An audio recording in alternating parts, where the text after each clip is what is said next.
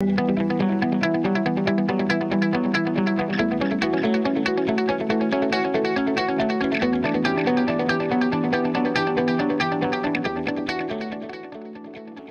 technologies are technologies that literally disrupt a whole industry.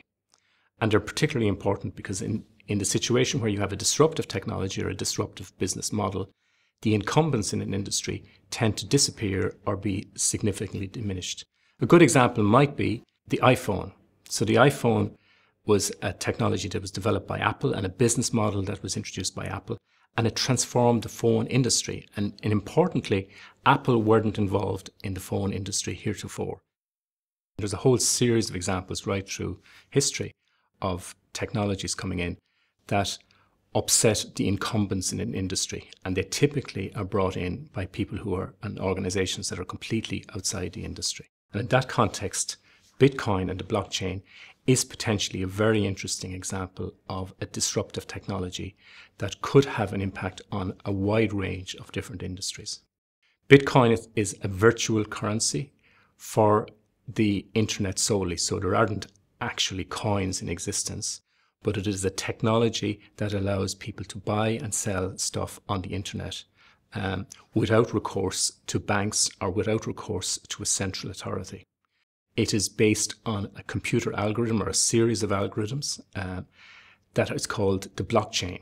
And essentially the blockchain is a public record of all of the transactions that are associated with Bitcoin. Well, the research, I suppose, is maybe a bit different for a lot of academic research in that it's quite speculative, because the Bitcoin and the blockchain are only around for a few years, but they offer the potential to radically transform the way a number of industries are structured and the way in which certain practices are done. So at the moment, we're particularly interested in the relationship between governments and virtual currencies, and the effect that virtual currencies like Bitcoin, and the likelihood is that we will end up with something that will replace Bitcoin. But what we're interested in is the way in which these cryptocurrencies affect government. Governments up to now have had the ownership of money and of the creation of money. With a system like this, the creation of money is taken away from governments and is taken away from banks.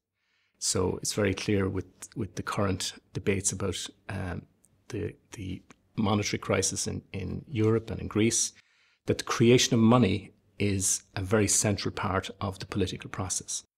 With cryptocurrencies, the creation of money is taken away from governments and the state and banks, and that has significant implications for the power of the state and the relationship of the state with its citizens and society.